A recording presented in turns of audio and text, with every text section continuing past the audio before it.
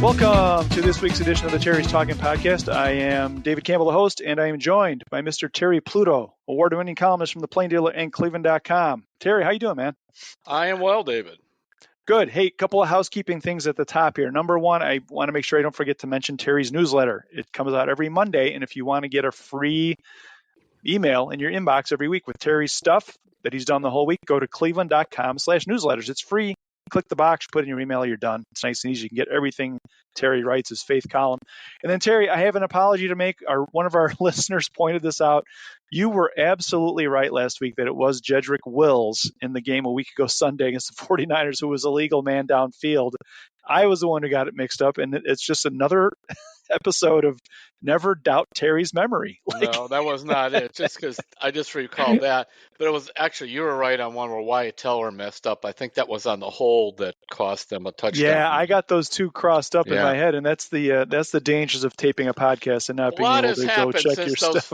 Since those flags were thrown, David, so we could. Indeed. So, hey, let's get into the Browns here. So the Browns are 4-2 after that wild win on Sunday against the Colts. Terry, I can't remember a game like that the Browns have played in the last several years. Wasn't that weird? And you were there. In every way, yes, it was. I mean, first of all, everybody knew Gardner Minshew would run for 2 touchdowns. How about starting with that? I mean, just all those things. And then you would think if you knew Gardner Minshew had ran for 2 touchdowns, the Browns would have lost. And if you had known DeShaun Watson's outing lasted 5 passes, 1 interception, you would probably figure they would have lost. And if you would have known a lot of different things, that I think it was 456 yards that the Colts piled up on the Browns, you would have figured they would have lost. And that it would take, was it 39-38? I forgot the final. Yes, yeah. That it would take 39 points to win. You definitely would have think the Browns would have lost. It was wild. And I was watching the game and I'm like, wow, we've seen so many games like this go against the Browns. I think Josh Cribbs tweeted after the game, like, it's about time that the Browns finally had some official calls go their way after 20 years. Yeah, which I thought was, because I thought that interference call was really, really cheap. And I don't know if I would have thrown a flag there, but you know what? The Browns were due that one and about 5 others for all the things that have gone against them since they came back in '99. So I think Josh Cribbs he couldn't wait to tweet that out. Like, it's about time. Yeah, the Browns deserve that. Exactly. You always can go through, well, they got the breaks for this, just like the week before San Francisco. Well, Samuels got hurt and McCaffrey got hurt. Well, the Browns are out there with P.J. Walker and Kareem Hunt, and I mean, basically 2 guys that were out of work all summer and things like that. It was crazy. So I don't want to hear it. It's not my line, but it's the NFL's pass fail, and you either passed it or you fail. And they've passed the last 2 tests somehow. Now, I'm not sure you want to go in and keep playing as they have, with the different factors going on, but they are 4-2. Now, by the way, I love the kickers are my thing. Let's do it, Terry. The weekly kicker update. Dustin Hopkins. 58 yards. In fact, when they lined up for that one, I didn't like it, David. I admit, because I feared exactly what would happen when Matt Gay tried that 60-yarder. When you start getting over 55 yards, Phil Dawson told me this, you have to kick it so hard, so you can't kick it as high. You have more of a line drive, and you set yourself up for a block. And also, you're setting yourself up for a block around basically midfield. So it's a pretty dangerous play. Well, he drilled it, and he drilled a couple others from 50. And they are basically, I think he's made 9 out of 10 in the last 2 games. And so you don't win without Dustin Hopkins at 90%. Yeah, and Terry, we had a story up on this shortly after the game, but I didn't realize this, but he became, I thought somebody would have done this already, but he's the first NFL kicker to have 5 games in a row with a 50-yard field goal in each of those 5 games. Mm-hmm. I had no idea that hadn't been done before. That's pretty impressive. Yeah, you would have thought Justin Tucker or maybe some of the others would have done that. Mm-hmm. he's becoming better at long range of late. Now, I'm not saying he's going to, Phil Dawson's up on this huge pedestal with me, way up. Forget a pedestal. He's like on top of the, Empire State Building or something. But Dawson didn't become as good from 50 yards and out until later in his career. And Hopkins, I believe, is 32. And so that might have something to do with it. It's just it's one of those things. That's why kickers, some of them are older. They just figure out how to do this. And they kind of learn a position. I mean, it's a little bit like some of the quarterbacks into their early to middle 30s are still very good because of just the knowledge they pick up along the way. But I'm very serious. I mean, we'd be having a totally different discussion if this guy had only made 7 out of 10 or 8 out of 10. Oh, yeah, man. Even just the last 2 weeks, the 49ers Yes, game, I if he doesn't make that one, yeah, like you look at the whole season, yes, but even just the last 2, like, exactly. man, oh, man. Well, yeah, and so Terry, like in the 49er game, he missed the first one. And I thought, you know what I thought? He just missed. I wasn't like, oh, great, here we go. He's going to be all caught up with. And then he made, I believe, his next 4. And then he continued to make them. That's the other thing that's nice about having a guy who has a pretty good track record. If he misses one, you don't think he's going to fall apart. And I think that was what was happening with Cade Bjork. And you look at some of the other younger kickers who've gotten cut. And there's a whole list of them who sometimes bounce back to pretty good NFL careers. But, the old thing, they carried that last kick into the next kick, and then suddenly they're 0 for 2, and then they're really melting down. Yeah, I was just going to run through his stats, Terry. He's 16 of 18 for the season, 8 of 8 on extra points. From 40 to 49 yards, he's 7 of 9. And then on 50 and over, he's 7 of 7. Yeah. That's really something. And I do think if you watch the game, I think Kevin Stefanski is thinking about things a little differently given the quarterback situation, because he knows he's got a kicker who can be a weapon now and get him 3 points. There's no hedging. And also that 3 points means a lot with your defense. And by the way, David, his kicks have been hard this year. I believe, as I was writing down what you said, he has kicked, I think, 16 of 18 from 40 or more. Is that correct? 40 or more would be 14 out of 16. Yep. Yeah. From longer than 40 yards or longer. Yeah, that's and to nail that percentage from that distance, it's really, that's like 5 thumbs up and 12 stars and everything else. So, all right, the kicker report is done. Good. So he was someone who helped the Browns win the game, Terry. And let's talk about another guy who helped the Browns win the game, Myles Garrett. Yeah. We put up a post this morning kind of comparing what Myles did, which was 9 tackles, 2 sacks, 2 strip sacks, 2 forced fumbles, which I guess is a strip sack, and then that blocked field goal, which I guess that was Bubba Ventrone's idea. He picked up on it on film. He noticed how low the Colts get on their offensive line when they're setting up for a field goal kick, and they were just having Myles jump over guys in practice, and they're like, let's do it in the game. Have you ever seen a guy, even a Browns player, dominate a game like that? But I've been trying to think. It's tough to come up with one like that. It was something. It would be hard. You'd have to go back, and my mind is, I'm not real good on things like what happened in different games along those lines. That play with Myles was a gamble, because think about this. You can't vault over someone. You have to leap over them. So if that thing doesn't quite come off, it's a penalty. And I'm thinking this guy's trying, 60-yard field goal or whatever it was. You really don't want to give him a second shot at it, or they move it up. I forgot whether the penalty would have been an automatic first down, or you just pick up 5 yards, or whatever it would have been. So that's kind of one of those. You better make sure that he at least gets over that line of scrimmage without drawing a flag. By the way, I think Myles did have 2 offsides in that game. They've got to watch these offsides. And the other thing, I'm sure Schwartz is having a good time with the videotape with these guys, is just because they throw a flag, don't stop playing. Well, yeah, some of the Browns were talking about that after the game. Yeah. Like, that's where they got burned. Yes. On that first long touchdown pass. The players are saying we didn't blow a coverage, like we stopped playing because of the offside.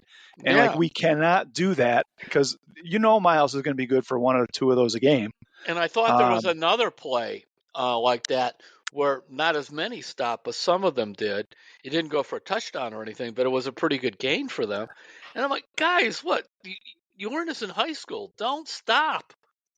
Yeah, and if Myles is offsides, he needs to just go right to the quarterback and try and get him to get the play blown dead. Like that's the best possible outcome at that point.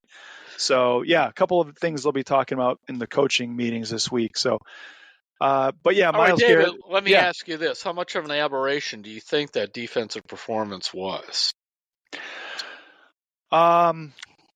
Boy, I think it was an aberration, and I'll tell you why. I think the Browns, we have a story coming on this from Malachi Gardner, who does some analytics freelance work for us, but the Browns played a ton of zone defense because they were worried about Gardner Minshew's legs. Mm-hmm. And we've seen this, Terry. The Browns are at their best when that pass rush is humming and they're playing man-to-man, stick on your guy defense in the back. And I think they went away from that a little bit the other day, and it was probably more than I think we're going to see them do. But if they stick with man-to-man coming up against Seattle, I don't think Geno Smith runs as much as Gardner Minshew did the other day, and I don't think he runs as much as some other guys are going to see on their schedule. They didn't stop him, David, anyway. Right. So what? According to what the numbers are seeing, they played zone 64% of the time on Sunday. That stunk. This is a little bit of Joe Woods popped up all of a sudden here, with some of his stuff. Now, it wasn't with the pass rush, but just like you said, 64% zone. And if you're doing it to start Minshew's running, he ran for 2 touchdowns anyway. So that didn't work on these kind of RPO things. I don't know enough on the strategy, the X's and O's on this. I really don't. I just know, in general, if you have talented players, I'd rather have them playing more man-to-man than a lot of the soft zone, just because the same thing often applies in basketball. You know who you're supposed to cover, and then you know who gets blamed and who gets the credit. And I just think the Browns are better at it. Yeah. And they have the guys to do it. So I do think, I don't know what they're going to do Sunday against Seattle, but I do think the next week, I wonder if they're going to play more man and maybe have JOK shadow Dobbs a little bit, like as a spy. Yeah. The next week against Baltimore, like that, they're going to have to come up with something because Lamar Jackson is just playing some incredible football. And this is the worst thing that Browns fans were envisioning could happen with Todd Monken and Lamar Jackson. And he's reaching another level throwing the ball. And I don't even know what you do with that. Jim Schwartz is going to earn his money that week. So, I agree, Terry. I think you're right. I'm glad we haven't jumped into DeShaun Watson, because I'm going to throw it at you. I no longer know what to say about DeShaun Watson. I don't either. And I keep thinking about this thing that he'll play when he's medically cleared. Well,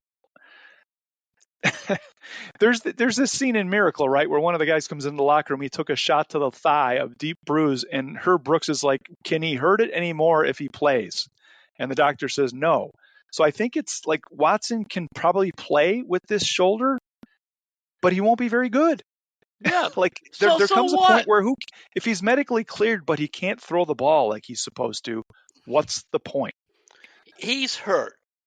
And I never thought I'd be in a position of having to defend Watson, because, I like nothing about the trade and nothing about all the baggage he brought along with him, nothing about how it fractured the fan base, all that stuff.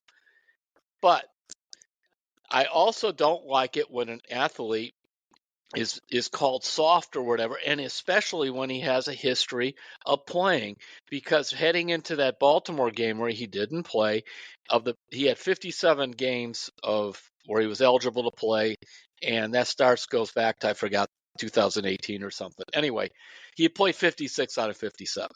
He played, and he wants to play.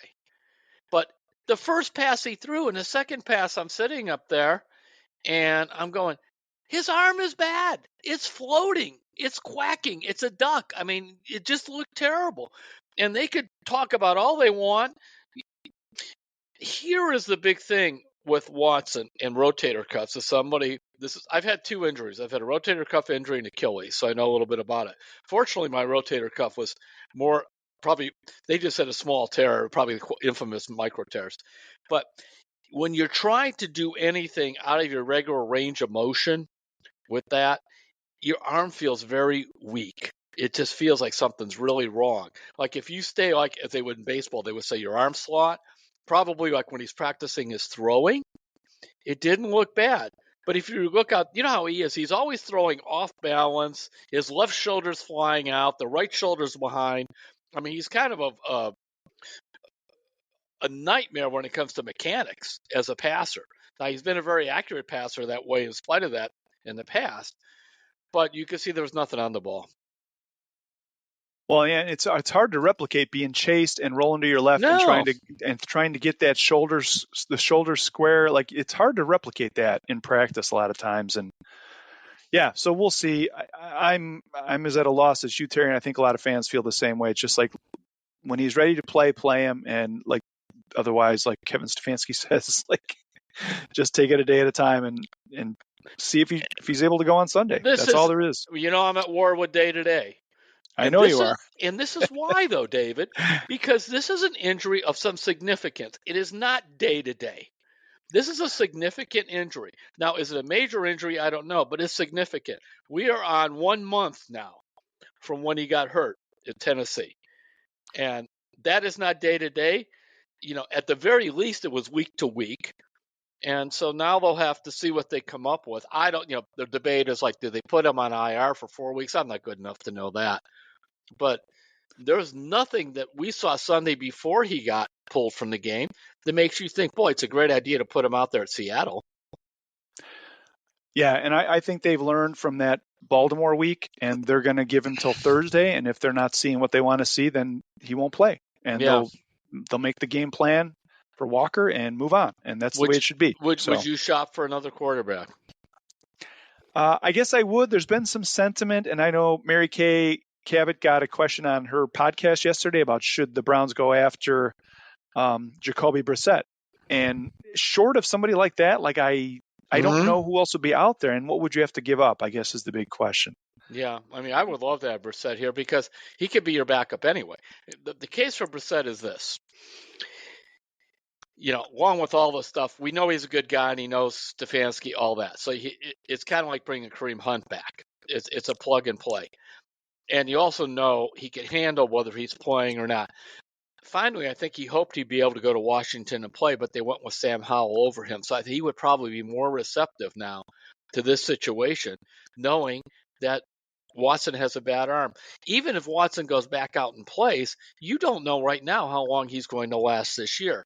I don't. PJ Walker, Lord love him. He's scrappy. He's gutsy. He hasn't thrown a touchdown pass yet in 2 games, and so. This is really like trying to win the Indianapolis 500 with ball tires. That's how they're playing. I mean, you really are. You're relying on your pit crew to keep things together. But the guy, behind there, he is all over the road or all over the field. PJ Walker is. So I would really look at something like Brissett. Maybe there's 1 or 2 others there that might be available because you're going to need something this year beyond just a marginal NFL backup. Yeah, and the thing about Jacoby Brissett is he would know the offense. It would take him a week to get acclimated, and you could probably toss him in after a week of practice. You never know. So, I mean, one thing he's pretty good at is not throwing the ball to the other team.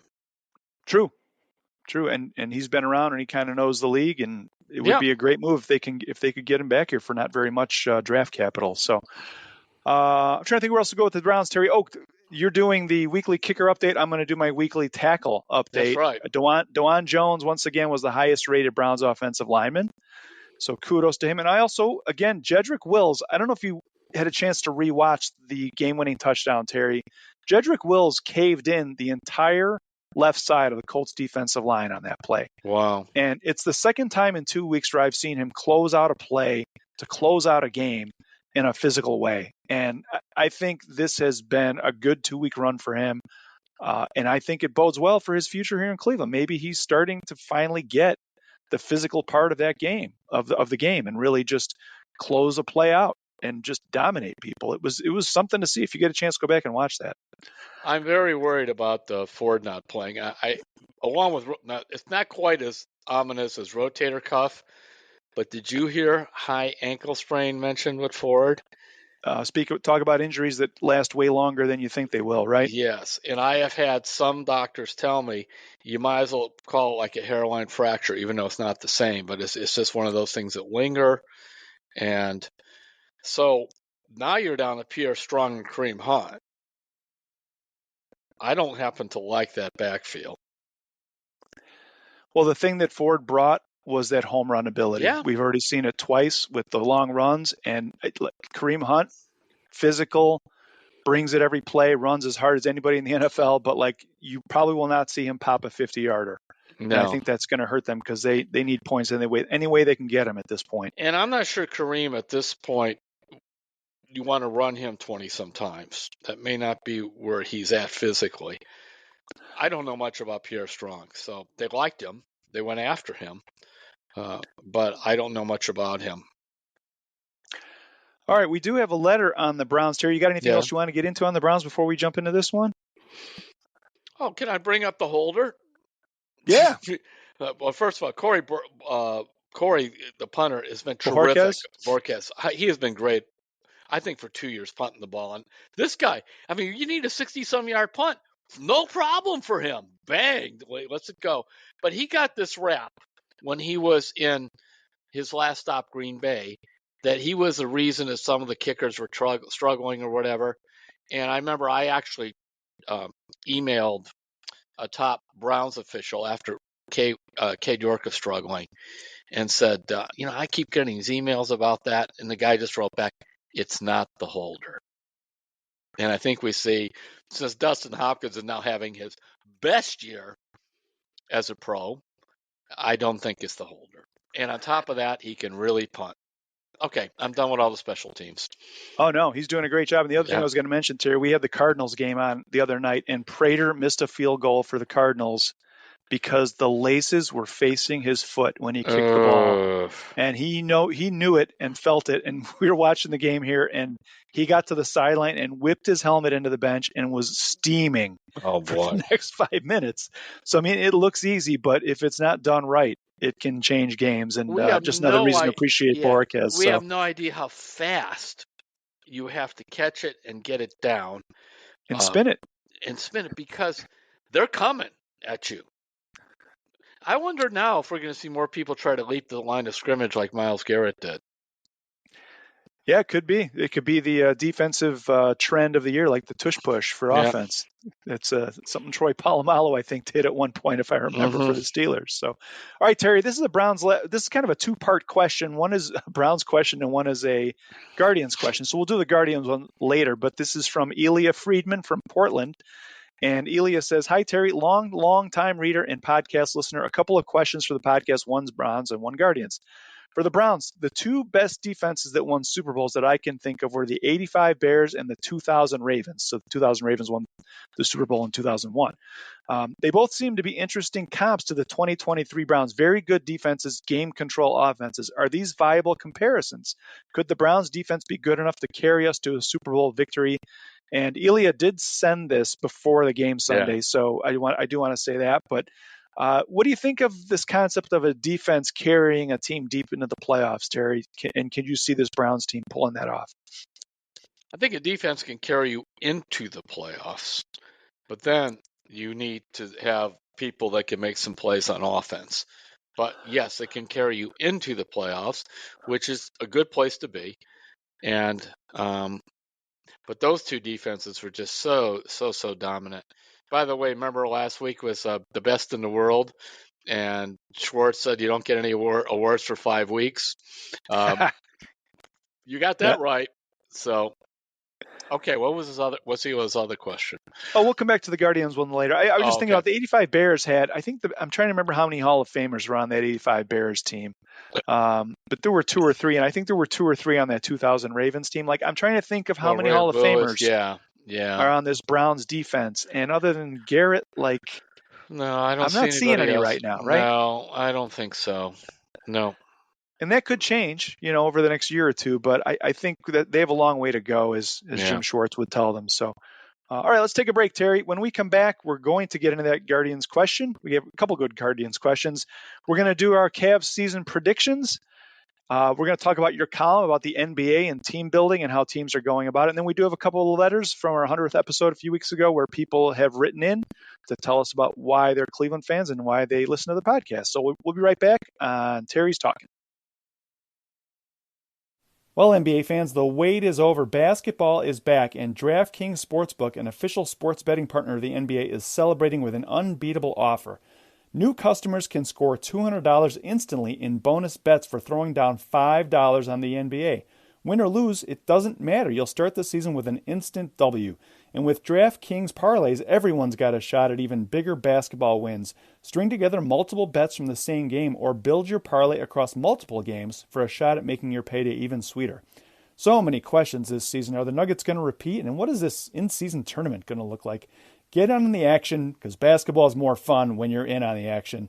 Download the DraftKings Sportsbook app now and use the code CLETALK. That's CLETALK. New customers can get $200 in bonus bets instantly for betting just $5. Only on DraftKings Sportsbook with the code CLETALK. The crown is yours. Gambling problem? Call 1-800-GAMBLER or visit www.1800gambler.net. In New York, call 877-8-HOPE-NY or text HOPE-NY 467-369. In Connecticut, help is available for problem gambling. Call 888-789-7777 or visit ccpg.org. Please play responsibly. On behalf of Boot Hill Casino and Resort, Kansas, licensee partner Golden Nugget, Lake Charles, Louisiana, 21 and over, age varies by jurisdiction, void in Ontario. Bonus bets expire 168 hours after issuance. See sportsbook.draftkings.com/basketball terms for eligibility and deposit restrictions, terms, and responsible gaming resources. We're back on Terry's Talking. David Campbell and Terry Pluto. We're going to get into some Guardians here. Terry, I think last week we kind of mentioned how the Guardians might solve this problem with offense in the outfield. And I was doing a little research and we were looking at some charts today about some guys that might be on the market as unrestricted free agents. Obviously, there's trading and there's other ways to go about getting some players. What do you think you'd be looking for? And I guess how much is defense going to matter to you? Or are you just looking for an offensive guy? How old? What's kind of a profile of someone you'd be looking for that the Guardians could bring in this offseason? Well, you gave me a list of free agents, and it's not just about nobody on that list that does much for me. He doesn't have to be all that good defensively in right field, especially if you're going to keep Straw in center and Quan in left. But boy, you need somebody to hit some home runs. And I mean, the interesting free agent on the list is JD Martinez. He's 36 years old, 33 homers, but he played like 12 games in the outfield or something for the Dodgers. So I don't know what he's got left out there. Did you have anybody on a free agent list that you liked? Well, it's a lot of older guys, and it's interesting, Terry. There was a group of 6 guys that were kind of at the top. We use Spotrac sometimes for this kind of stuff. It's a website and they do projected market values. And there's 6 guys who they project to be worth between 16.5 and 14.3. And that's Teoscar Hernandez, Jock Peterson, JD Martinez, Harrison Bader, Lourdes Gurriel, and Joey Gallo. Those are the 6 guys that they have listed at above $14 million for next season. Joey Gallo. Oh. just stick a pick into my head. That guy, he strikes out a ton. I mean, when he goes into a slump, I mean, he's so down, 2 bloodhounds and a groundhog couldn't find him. I mean, he just really drives me nuts. He actually is not bad defensively, but I just hate watching him play. So Michael Brantley's on the list. Michael Brantley is 36 years old, one of, I think, our all-time favorites. Played 64 games in 22 and 15 games in 23. So it's just that shoulder. He used to have shoulder problems where they're back.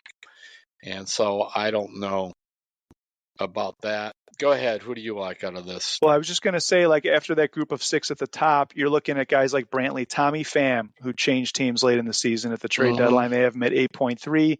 David Peralta, 8.3. Randall Grichuk, 8.0. Michael Taylor, Robbie Grossman, Kevin Kiermaier, who Kiermaier is great defensively, but like you don't really need, like you need offense, right? Same so I don't know Taylor, that he fits. Taylor's good defensively. It doesn't matter.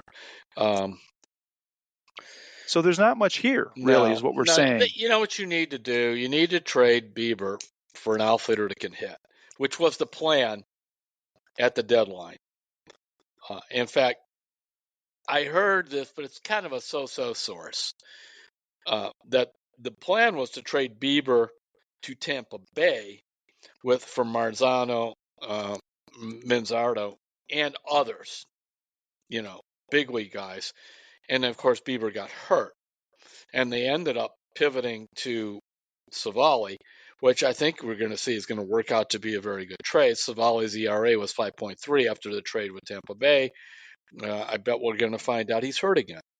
And Manzardo has had a really good, strong finish in Columbus and then also in the Arizona Fall League. So we'll see how that works out. But, Bieber threw well, especially his last start. He's only got a year to go on the contract, but the way how about this? I'm going to not finish that sentence by pivoting to this. I was looking at MLB.com, rating the top 50 free agents total, all positions. Guess where they had Lucas Giolito rated? 40? 16. Really? 16.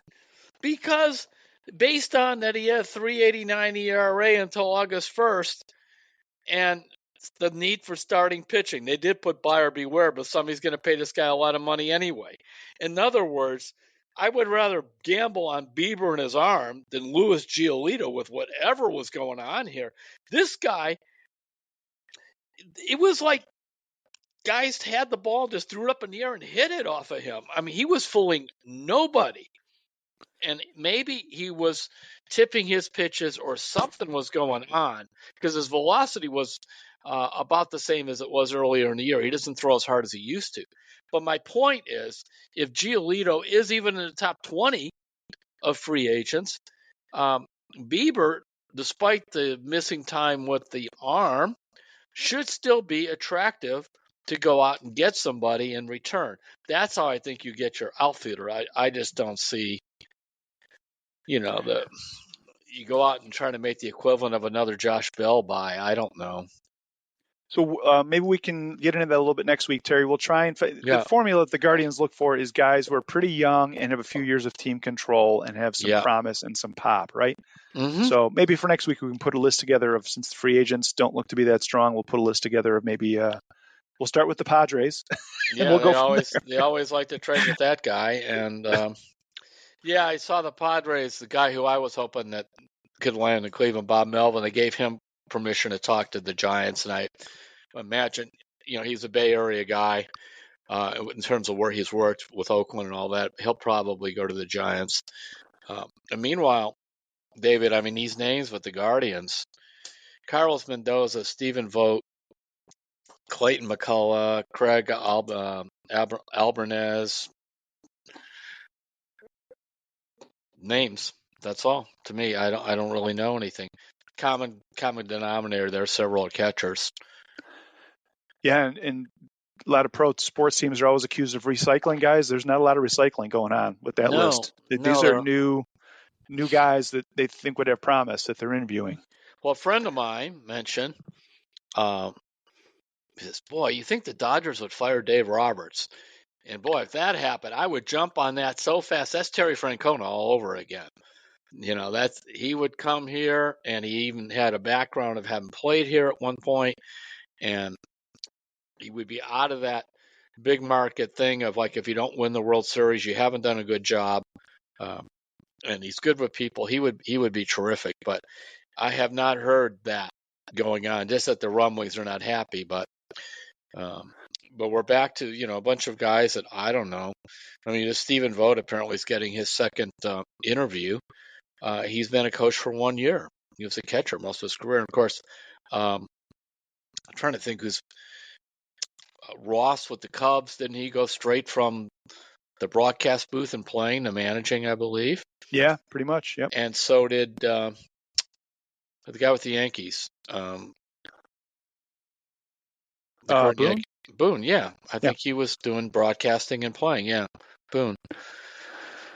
So All right. Well, I think that teams are Giants dead. job might be the first domino, Terry. I think you're right. Yeah, And then things have got to start happening here pretty quickly because there's a staff to assemble. There's a right. lot of off-season planning to be done, and you want your manager to be part of all Craig that. Counsell is available, but he's under contract till the end of October, and the assumption he's going up to the Mets with Stearns, his former boss. Uh, so, I mean, he would be a good choice too, but he's, that's probably where he's going to go.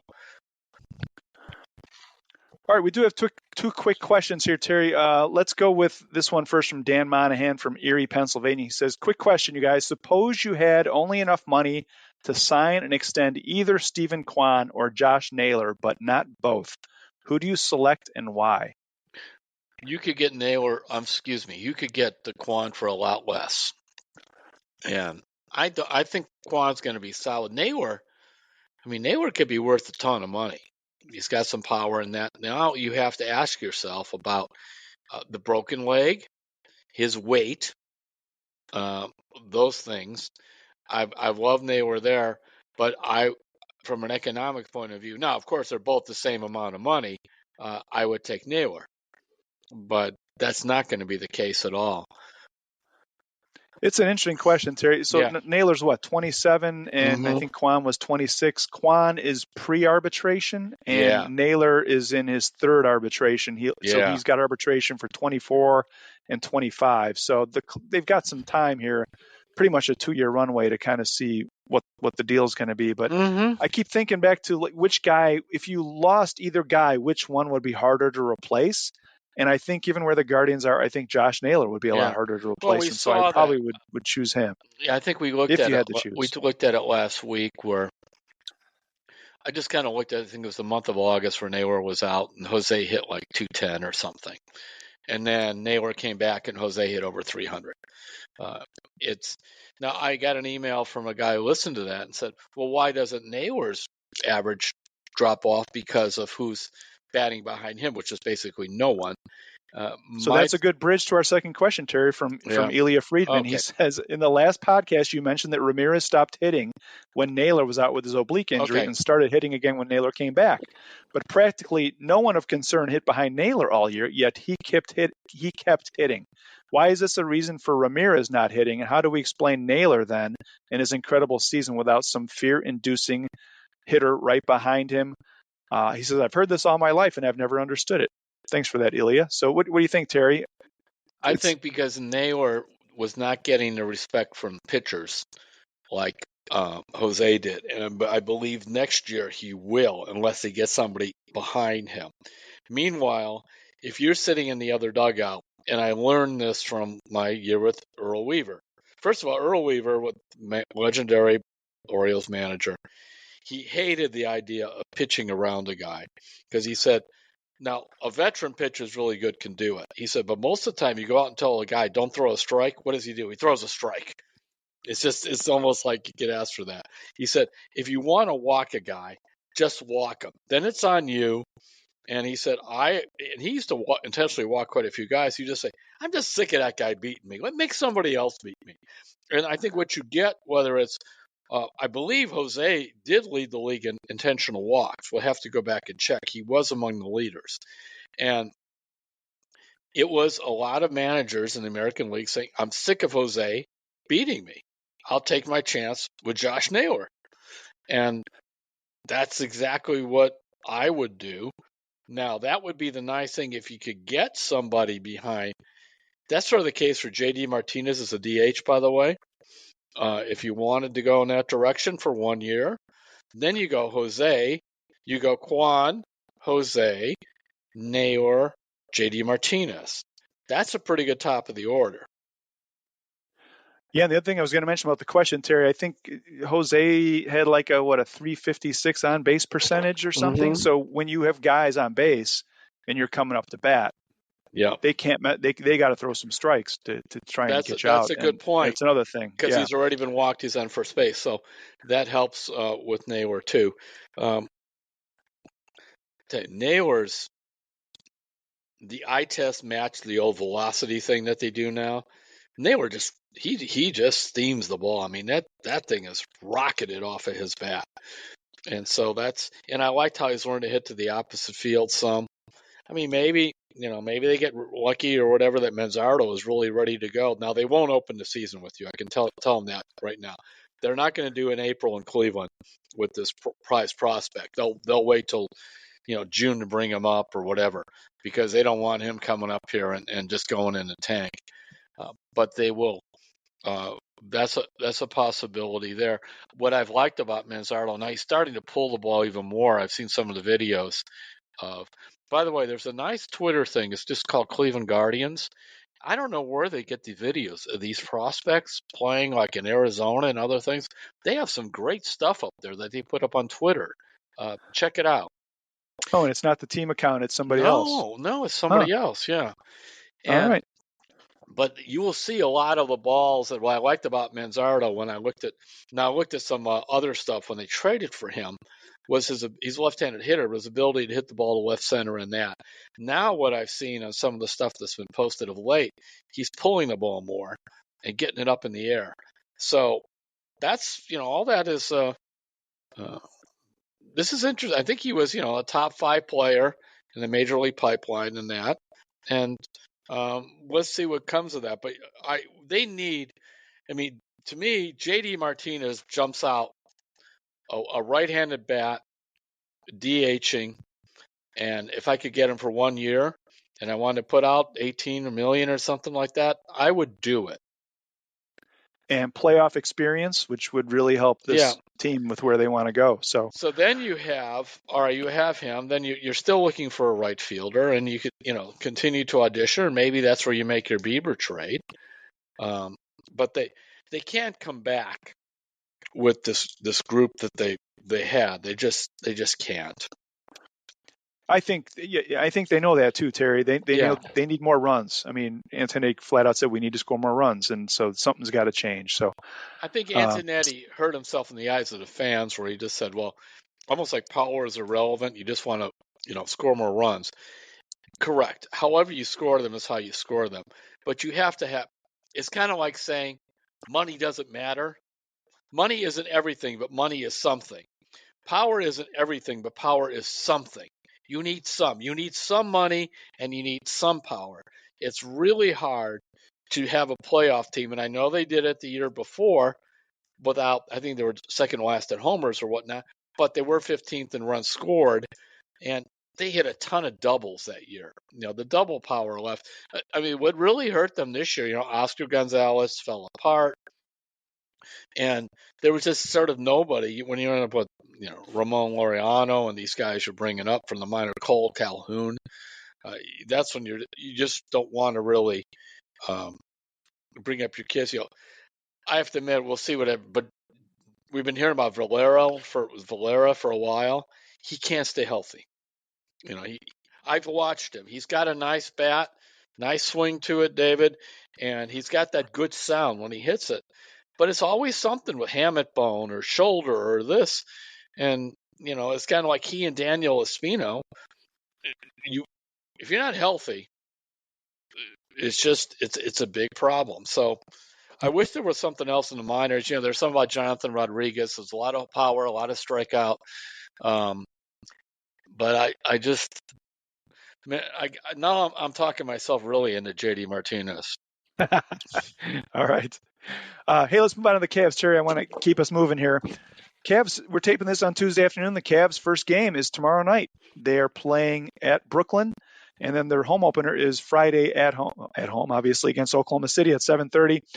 You have a column going tomorrow, Terry. We're taping this on Tuesday afternoon. Tomorrow's Wednesday morning. It'll be on the website about how teams are chasing free agents and trying to build their roster. Why don't you talk about that, give people a preview? First of all, who is the most excited person in the world about the Cavs opening tomorrow? Kathleen Thompson, our longtime listener. Yes, she is. And it wouldn't matter whether they were bad or good. She's loved the Cavs forever and was a very close friend of Joe Tate's. But Kathleen, I know, is very excited. And actually, I am too. Okay. A year ago, if the Cavs are opening with Brooklyn, who was with Brooklyn? Kevin Durant. And Kyrie Irving. Kyrie Irving. Think about that. Where are they now?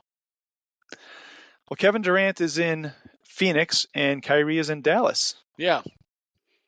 That worked well for them and Brooklyn. here's what I'm saying is you look at, by the way, where's James Harden? Where did James Harden end up? Philly? Yeah, and he's not playing. He Oh, called okay. he called the GM a liar, and he's sitting at home. Okay. Here's the NBA. Do you see where I'm going with this? What a bunch of garbage is happening out there. These guys move from team to team. They're always chasing stuff. The NBA is driven by big names jumping teams and firing coaches. This is what the league is about. Now, you turn around and go, who happened to win? Miami and Denver, this kind of more boring, stable franchise things. Now, Giannis signed an extension to stay in Milwaukee. How about that one? Boy, 3 years, like $62 million a year, pretty much, right? Yeah, he Yeah. did. But this league, it's like you want your options, you want all that, and so that is, I think, a really good point to it. And then you turn around and you look at, now they did trade for Lillard, but we'll see what happens. But when I look at the Cavs, they're doing this the right way, David. They are. Because you basically you have to do it with your draft picks and smart trades, and you have a starting lineup that's 27 and under. Donovan Mitchell being 27, and that, of course, it's like, well, Mitchell didn't sign an extension. If Mitchell has signed an extension at this point, his agent should have been fired because it would have cost him $60 million or more. I don't want to get into all the salary cap stuff. I'm just telling you, he would have been fired. He should have been fired. So we'll wait to see. Maybe a year from now he goes somewhere else. Who knows? But when you go Mitchell and Garland and Evan Mobley and Jared Allen, and hopefully Strus can take that small forward spot, Niang, Okoro, you've got some nice bench. You got Levert, Levert's won me over, David. At first I was down on him, but he has made more sacrifice than anybody on the team in terms of giving up his shots, willing to play different positions. And I will tell you this, I had two agents tell me when Levert signed, I think it's a 2-year extension with the Cavs, they go, Yep. they got him cheap. He goes, 2 years, $32 million, Terry. which is a ton of money, but not in the NBA. Right. And they said, and he's a good guy. He must have really wanted to stay there. He said that is a real compliment to them and the kind of organization they're running. So I just want to see this play out. And I think you're right about the team culture and home growing things, Terry. I mean, you look at some of the recent champions. I mean, Milwaukee, right? They built it. The Lakers are the exception, probably when LeBron went out there. But Denver hasn't worked out real well for them after that. He won in the bubble year. Right. And even you go back to the Warriors when they were they home grew all those guys, and then when they couldn't beat the Cavs in 2016, they brought in Durant. By the way, that's like a combination thing, I guess, to get them over the top. Trivia question, and the only place Kevin Durant ever won a ring was Golden State. Yes, with a group that already won one title. Right. And then you look at the only place Kyrie Irving ever won a title was Cleveland Cavaliers with LeBron. And then who had his own championship culture, which he brought from Miami, I may add. And then, of course, Kyrie's gone on to mess up 3 other franchises after that. From Boston to Brooklyn. I mean, he goes to Dallas. They don't even make the playoffs. That is going to be a fascinating combination down there with him and Luka in one basketball. Just as that. And again, and by the way, I happen to love Durant's game. I like Durant. I don't think Durant's a cancer on a team or anything like that. But it's like he was kind of chasing something odd here. Where you go to Brooklyn. I mean, do you really want to hook up your future and you're in your 30s to Kyrie Irving? I mean, come on. You know that's a problem. And then, of course, he says, I got to get out of here. And he goes to Phoenix. And it may work out for him in Phoenix. I don't know. But when you look at who sustained success, all that stuff, LeBron was in his prime here. And they did build a very good team culture around LeBron. Guys that wanted to play with LeBron.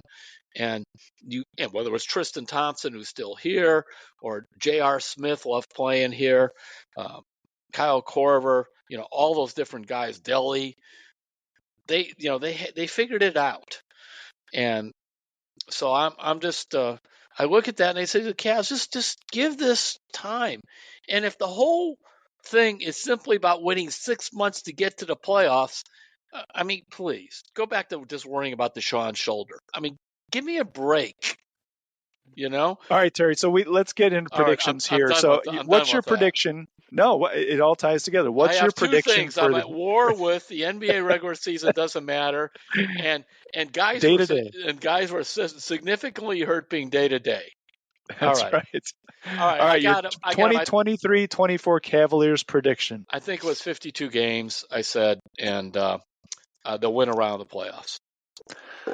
Okay, I'm going to say 53 games, and I'm wondering if, I mean, last year's mission was get into the playoffs, Yeah. right? And they did that and won 50 games. I really wonder in terms of load management and how they approach the regular season, if they might rest guys strategically. I think they're going to win. I think they're going to win at least one playoff series, maybe two, because I think they're going to tailor their approach after January to have the legs to win two series. They And so the win total, some people might think they're going to win more games, but I think they might win a few less than some people might think because they're going to be looking to the playoffs. That's just a gut feeling. I don't have anything to base that on, but it's a theory. Yeah, well, So there you go. you want to win at least 50. That should get you the home court. And of course, somebody will scream, "Yeah, they won 51 and had the home court and they got knocked out by the Knicks." Okay, fine. I'd rather just have I'd rather not have the home court. I mean, that's ridiculous. You always want to take the home court, but you don't need to win 65, or whatever that is. So, Right. secondly, I think with adding Niang and Strus, I need to see a little more Ty Jerome. A little bit I saw in the preseason. I have to admit I was kind of disappointed. I didn't want. He had trouble running the offense some and that. So I worry about the backup point guard situation. I mean, I guess that they figured you could, when Garland's out, you could run it through Mitchell and put LeVert in the backcourt or that kind of stuff. But or Strus could play also in the backcourt. So we'll see. But nonetheless, they have more depth than they had last year, which should help, to your point of view, about trying to load manage with these guys more. And I just look, Chris Fedor has a wonderful story up in Evan Mobley. And that is the thing that can take you to another level, is if his game continues to go up to another level. And I think it will continue to do that. I'm glad you mentioned that story, Terry. Give that a look if you haven't. It's on cleveland.com today. Chris writes about Mobley. He put a weight room into his house, Yeah. a Cavs themed weight room, and he's gained 7 pounds. And he's serious about making this happen. So give that story a look, and really great read by Chris. So, all right, Terry, we have some more responses. A few weeks ago for our 100th episode, you invited listeners to send in their story about where they're from and why they're Cleveland fans. And we've gotten some from all over the world, and we've got some more good ones this week. So you want to get into the first one of these? All right. This one, it says, "Hi, Terry. I'm a loyal listener of the Terry's Talkin podcast. Let me first apologize. English is not my mother tongue, so my texts won't be perfect." Sometimes Reads when good I'm so right, far. I know the one thing with some of my stories I read. I don't know what tongue it was, but it needed work. So go ahead. All right. He says, "You wondered how people became a Cleveland sports fan. Well, I live in Mechelen, Belgium. And Wow. I have the Belgian nationality. I'm a big Cavs, Browns, and Guardians fan, despite that I have never been to the U.S. I even have a paid subscription to cleveland.com Lord just to read love all him. the sports articles. Yeah. How did I become a Cleveland follower? In 1999, I read an article about the popularity of NBA teams among NBA fans. At the bottom, your Cleveland Cavaliers. Since I always loved the underdog, that day I became a fan of the Cavaliers. The early years were no fun. It was the days of Lamont Murray and Wesley Person, but Oh, that's why I Lord. love American sports. If you are very bad during some years, thanks to the lottery and the draft, teams have a chance to turn it around. Later, I started following baseball, and since 6 years ago, I also became a big Browns fan. Thanks for reading my email, and keep up the good work. And that is from Tom Van Noyen in Belgium. So, wow, thanks for that letter. That's really some story, huh, Well, Terry? if you think about 99, not only were the Cavs terrible, the Browns are just coming back from the move. So he had all that. And the Guardians in '99 were they were the Tribe, obviously. And I do believe that was the year that they blew the playoffs to the Red Sox. And Mike Hargrove's last year. We have to check that, but I'm pretty sure that's correct. They were up like 2-0 or something like that in that series. So he certainly picked a good year to decide to sign up to be a Cleveland sports fan. Yeah, he bought in at the bottom. And you're right, Terry, that 99 Indians team went 97-65. They won the AL Central, and they lost to Boston 3-2. Yeah, they were up in the 2-0, division series. and it just fell apart. So once again, the steel trap mind of Terry Pluto on display. So very impressive. Okay, this next one is from David Muley, and he says, "Hey, Terry and David, I'm retired and currently live in Tucson, Arizona. I was born and raised in Cleveland, and as a child, Rocky Colavito was my favorite player. I was devastated when he was traded to Detroit and never really cared about the Indians after that. I remember listening to Browns games on the radio and keeping a tally of Jim Brown's rushing yards during his career. I was in high school when the Browns defeated the Colts for the championship in 1964. How disappointing that the game was not broadcast on the local TV station. I didn't know that. Why? You know why? No, why? Art Modell blames the NFL. All right, cheap plug time. Brownstown, 1964. My book is all in there. Modell, for whatever reason, was worried the game would not sell out or something. He didn't allow them to broadcast. It wasn't until I remember watching it the next evening after the game is when it was. I listened to it with my friend and his family in their basement on the radio with Ken Coleman and I forgot who else. But anyway, Gibb Shanley rather. And he had the option and he opted not to have it broadcast. And no matter what he has said since, revisionist history, that's the truth. And now, not soon after that, I think, Terry, the rule went into place where the home team could have their games on local TV if the game was sold out. Yes. So I wonder if that had anything to do with that, where he's like, oh, well, if you sell it out, then you can put it on. Anyway, we digress. Yes.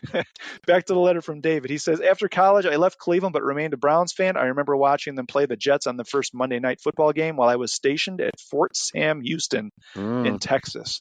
While never living in Cleveland again, I tried to attend one Browns game a year, either in Cleveland or if they were playing in a nearby city. I've seen them play in Seattle, San Diego, and Phoenix, all losses. After the team moved to Baltimore, I did not watch any football until they came back in 1999. I made a special trip from Seattle to watch them lose to Pittsburgh 34-0 in their first game back in 1999. In terms of suffering as a fan, my best friend from graduate school is a Steelers fan, so our communications frequently revolve around the latest Cleveland-Pittsburgh game. While the team has struggled so much since coming back, I continue to wear my Browns gear, and it's amazing the number of Browns fans I encounter so far from Cleveland. I do enjoy listening to your podcast, and I hope they will continue to keep me up to date on all Cleveland sports, but primarily the Browns. And again, that's David Muley. Thanks, David. Interesting. Another He's right, though. You see Browns fans everywhere, in Cleveland sports fans. It's really something. It really makes no sense. I mean, just from a logic point of view, it makes no sense. And I hope the Browns, I think they've never fully appreciated all the different front offices and have come in here. There's a bunch of old lines, if the Browns were a restaurant, everybody could sue them for being poisoned. I mean, all kinds of stuff like that about it. But it's true. And the loyalty and the rabid following is beyond remarkable to me. And Lord love them because they read a lot of my stuff and that keeps me employed and I'm thrilled about that. That's why it's been nice the last 2 weeks. I really do enjoy it when the Browns win. If you watch my stories, I have fun with it. I throw exclamation points in there and everything else just to, as I call it, right for the moment. Because we don't get that many great moments when you're following the Browns. That's right. And everyone is appreciated. And boy, I think Tom Van Noyen, his letter, what's the old line from Ted Lasso? It's the hope that kills you. Yeah. That's true for Browns fans as well as for AFC Richmond. So, all right, Terry, I think we're done here. Anything else you want to mention? No, that'll do it. Tom mentioned subscribing. If you want to subscribe, you can go to cleveland.com/Browns, and there's a blue banner at the top. You can subscribe. We'd love to have more subscribers come along. We'll be back next week. We'll have a lot to talk about, Terry, with the Cavs having a couple of games under their belt, the Browns playing in Seattle on Sunday. We'll get into that and more of your letters next week on Terry's Talk.